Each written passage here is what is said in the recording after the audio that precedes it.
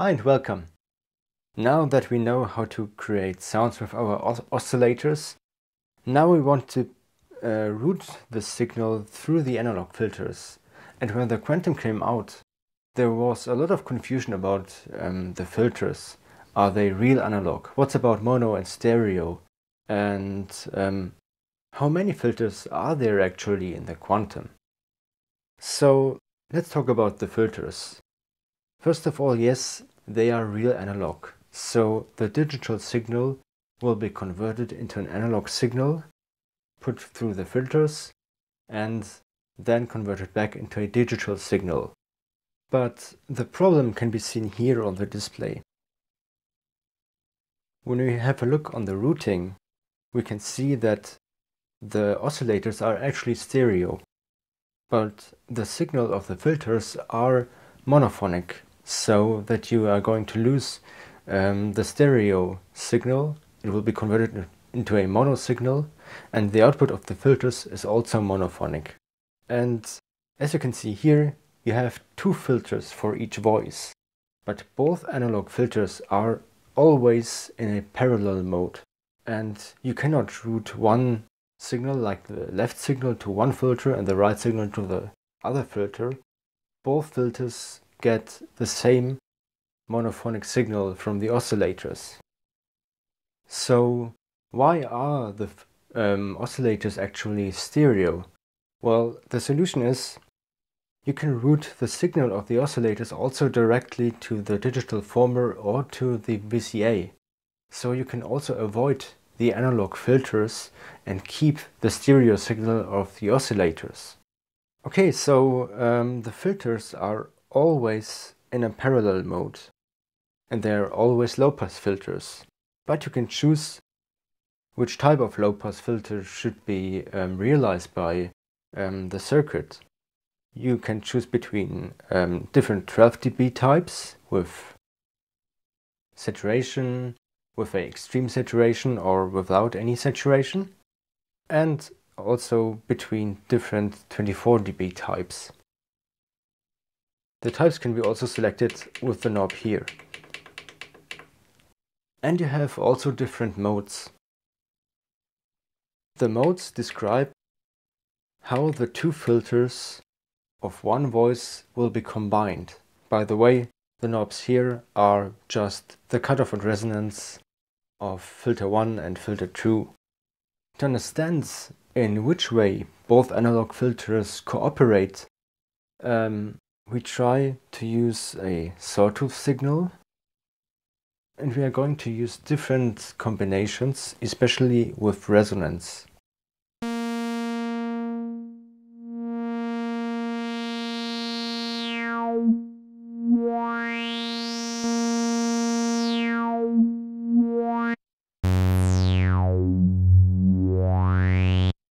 The boost type just adds a little bit of punch in the lower frequencies to make a thicker sound.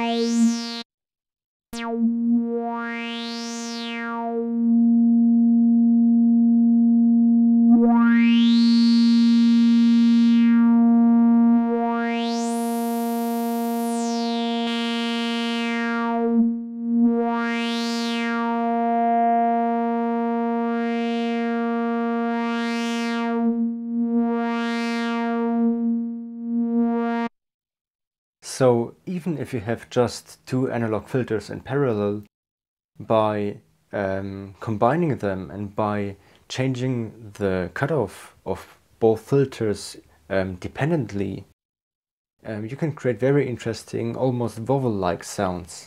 And you have even more parameters.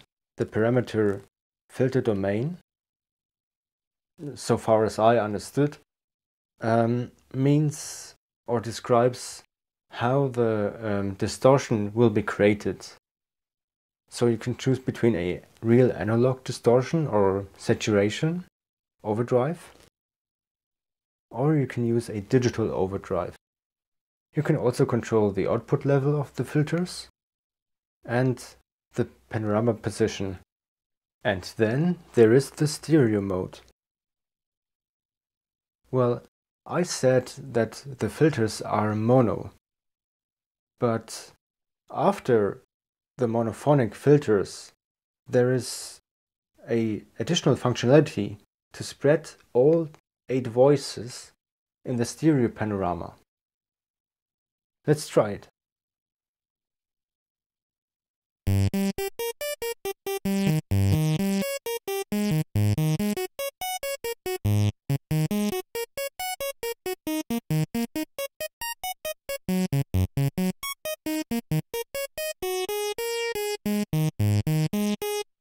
Okay, and how is the sound of the analog filters? Well, I would say that you can almost create every kind of sound. But most people are interested in very hard, very punchy sounds. So let's try to make these kind of sounds. I'm going to reset the type to a 24 dB. We're going to use the second filter for boosting. I add a little bit of resonance. And now we can use the filter envelope to control the filter.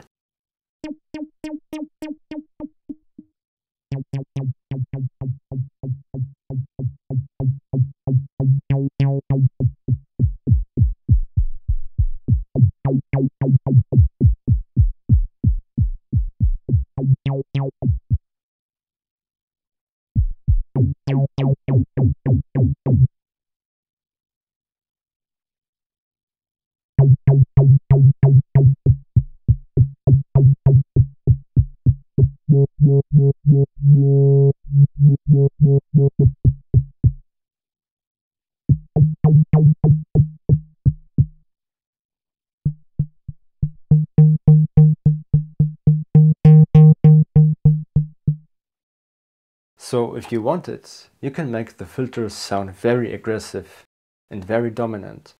In the next video, we want to cover the digital former and the routing, which is also important for the analog filters. Thanks for watching. I hope you enjoyed this video.